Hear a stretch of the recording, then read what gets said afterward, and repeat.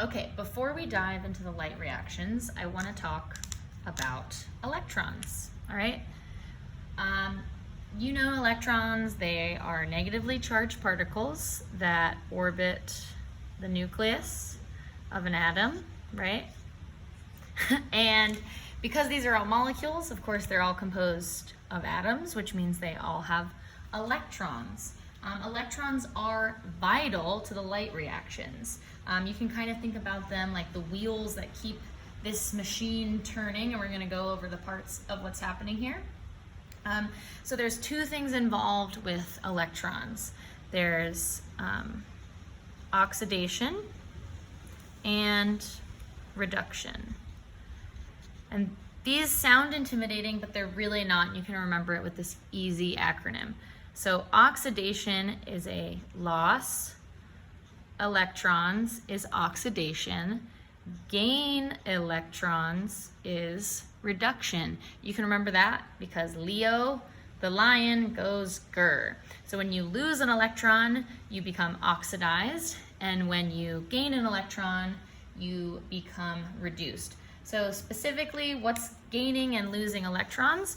Well, water, which is the main thing that we're going to talk about for our light reactions, is going to be split apart, and oxygen is going to be our main electron acceptor. Because remember, oxygen is super electronegative, which means it's just hungry for all of those electrons, right? Okay, so if we zoom in to our chloroplast, into our thylakoid, we're going to be at the thylakoid membrane, which is what I have pictured right here. So,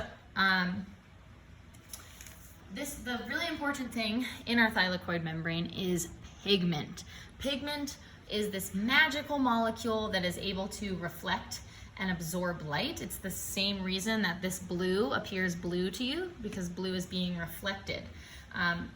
So the pigment in here, chlorophyll, when hit with light, right, it's going to, boom, it's going to excite those electrons, and that happens in two places: photosystem 2 or PS2 and photosystem 1 or PS1. If you remember from class, I threw charged up electrons at you. So maybe you remember what happens next. And that is, it gets passed down the ETC, or the electron transport chain. And those high energy electrons being passed down the electron transport chain are going to help the coenzyme NADP become NADPH. We're going to talk a little bit more about coenzymes and why they're important in cellular respiration. So let's take a look at our water molecule, because we know for photosynthesis we need light and we need water to grow in order for plants to grow. So this H2O molecule is going to become split, all right? So in your molecule, H2O becomes in two parts, hydrogen and oxygen, right? So we're just gonna put hydrogen for right now. So what happens, and I don't think you can actually see that, but I'm drawing a ton and a ton of hydrogen ions. So what's going to happen here is we're going to have a buildup of energy. Think about it like a dam, right? When you stop a flowing river, you build up all of that kinetic energy into potential energy. Now, because this is an ion, it's charged, it can't freely pass through the membrane, right? Unit 2. It needs a channel, and that channel is going to be ATP synthase. So in our dam analogy, you can think about ATP synthase as that turbine, right? That's turning and generating an electrical current. So an H ion is going to pass through our ATP synthase, and that's going to turn this turbine, which is going to allow ADP to add a phosphate group and become ATP. And why is ATP super important? Well, it's the energy containing molecule of the body. It's the currency for energy in the body.